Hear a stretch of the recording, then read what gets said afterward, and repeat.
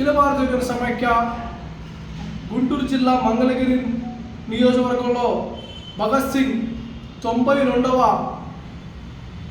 వర్ధంతిని జయప్రదం చేయడం జరిగింది. దాని ఒక మూల ఉద్దేశం, నాడు భగత్ సింగ్ దేనికోసమైతే తన ప్రాణాలని బలిపెట్టాడో అదేవిధంగా రాజ్గురు సుఖదేవ్ ఈ దేశానికి సంపూర్ణ స్వాతంత్రం కోసం వాళ్ళు ప్రాణాలని వదలడం జరిగింది. నాడు బ్రిటిష్ దొరల నుంచి స్వాతంత్రం వచ్చినా నేడు మతోన్మాదుల చేతుల్లో ఈ భారతదేశం అనేది ఉండటం జరుగుతూ ఉంది. ఈ దేశంలో 2 కోట్ల పైచిలకు ఖాళీలు ఉన్నాయని చెప్పి నరేంద్ర మోడీ గారు అధికారంలో రాకముందు యువతకి పెద్దపేట చేస్తారని 2 కోట్ల ఉద్యోగాలు భర్తీ చేస్తారని అధికారంలోకి వచ్చారు. అధికారంలోకి వచ్చి నరేంద్ర మోడీ గారు దాదాపు ఇప్పటికి 9 సంవత్సరాలు దాటొస్తూ ఉంది.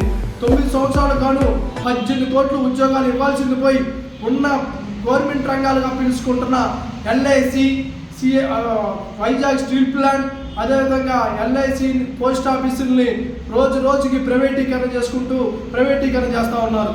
ఇప్పుడు ఈ ప్రైవేటీకరణ చేస్తూ పోతూ ఉంటే మీరు 2 కోట్ల ఉద్యోగాలు ఇస్తే గవర్నమెంట్ జాబ్లు ఎక్కడి నుంచి తెచ్చి ఇస్తారు? ఇప్పటికైనా నరేంద్ర మోడీ గారు కడపలో ఉక్కు ఫ్యాక్టరీ నిర్మించాలని, విశాఖ ఉక్కుని యథావిధంగా గవర్నమెంట్లో నడపాలని, ఇవన్నీ కూడా చేయాలని అఖిల భారత జన సమైక్యగా డిమాండ్ చేస్తూ ఉన్నాం.